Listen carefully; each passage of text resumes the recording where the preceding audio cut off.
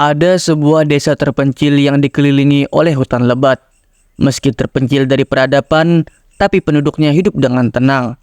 Namun ketenangan itu berubah drastis ketika berbagai kejadian aneh mulai terjadi yang mengguncang ketenangan desa. Malam-malam yang biasanya sunyi berubah menjadi momen penuh teror bagi penduduk desa. Bisikan dan suara-suara aneh terdengar di kegelapan, seolah berasal dari sesuatu yang tak kasat mata. Cerita bermula dari Pak Joko, seorang petani tua yang tinggal di ujung desa. Suatu malam saat ia sedang merapikan peralatannya di lumbung, ia mendengar suara langkah berat dari belakang rumahnya. Awalnya ia mengira itu hanyalah hewan hutan yang kebetulan lewat, tapi suara itu semakin jelas dan terasa seperti diikuti oleh napas berat. Merasa penasaran, Pak Joko menyalakan obor dan berjalan keluar, mencoba mencari sumber suara tersebut. Ketika ia sampai di pinggir hutan, ia melihat sesuatu yang mengerikan. Sosok besar dan hitam dengan bulu lebat berdiri di sana.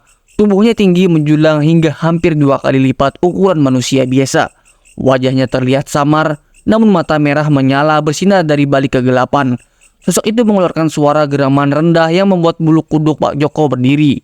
Dengan gemetar, Pak Joko melangkah mundur, namun kakinya tersandung dan ia jatuh terduduk di tanah. Sosok itu perlahan mendekat. Napasnya semakin terdengar berat, seperti binatang buas yang siap menerkam. Namun saat Pak Joko hampir kehilangan harapan, sosok itu tiba-tiba menghilang ke dalam kegelapan, seolah-olah terserap oleh bayangan pepohonan. Kejadian itu membuat Pak Joko jatuh sakit selama beberapa hari. Ia hanya bisa terbaring di tempat tidur, tubuhnya demam dan menggigil.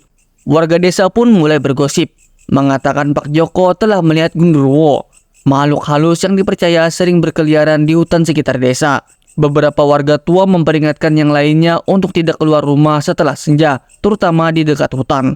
Namun rasa penasaran tetap ada di antara beberapa orang muda desa.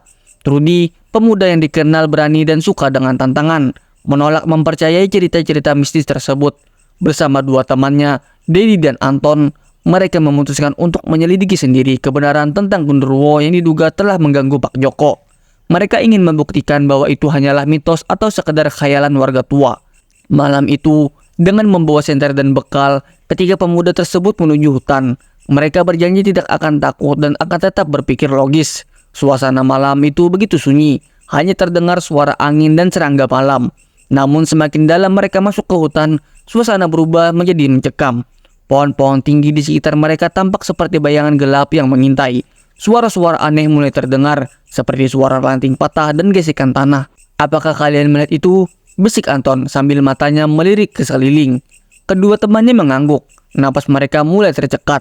Meski mereka tak ingin mengakuinya, rasa takut mulai merayap di hati mereka. Tiba-tiba tanpa peringatan, Dedi menjerit. Ia menunjuk ke arah kegelapan di depan mereka. Di sana, berdiri sosok besar dengan mata merah yang menatap tajam ke arah mereka. Sosok itu begitu besar dan menyeramkan, dengan bulu hitam tebal menutupi seluruh tubuhnya. Gundurwo. Mereka semua terpaku. Rasa takut yang sebelumnya ditekan kini meledak, membuat tubuh mereka gemetar tak terkendali. Gundurwo itu bergerak. Langkahnya perlahan namun pasti mendekati mereka. Rudy yang biasanya paling berani hanya bisa menatap dengan mulut ternganga, tidak mampu bergerak sedikit pun. Dedi yang pertama kali tersadar, ia berteriak dan berlari sekencang-kencangnya, diikuti oleh Anton dan Rudy yang segera mengikuti.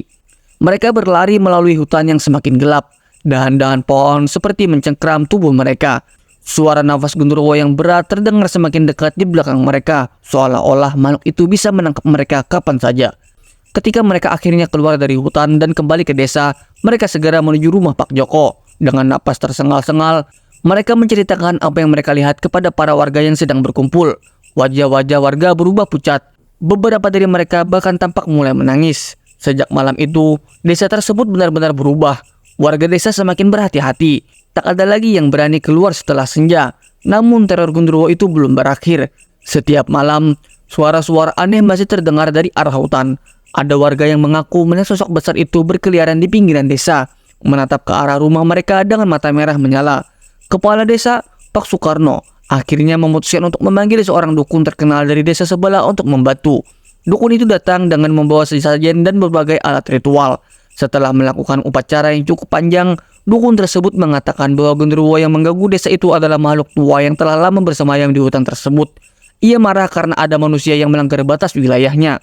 Sebagai upaya terakhir, dukun itu melakukan sebuah ritual untuk menenangkan Gundurwo tersebut. Ia memberikan sesajen di perbatasan hutan dan memohon agar Gundurwo tidak lagi mengganggu penduduk desa. Selama beberapa hari setelah ritual itu, desa kembali tenang. Tidak ada lagi penampakan dan suara-suara aneh pun berhenti. Namun ketenangan itu hanya berlangsung sementara. Pada malam bulan purnama berikutnya, warga kembali mendengar suara napas berat dari arah hutan. Pak Joko yang baru saja pulih dari sakitnya ditemukan tewas dengan wajah yang penuh ketakutan. Seolah-olah ia melihat sesuatu yang sangat mengerikan sebelum ajalnya. Kini penduduk desa hidup dalam ketakutan yang abadi. Tidak tahu kapan teror Gundurwo itu akan kembali menghantui mereka. Namun di dalam hati, mereka tahu bahwa makhluk itu belum benar-benar pergi. Mereka hanya bisa berharap dan berdoa agar tidak dihantui oleh Gundurwo itu.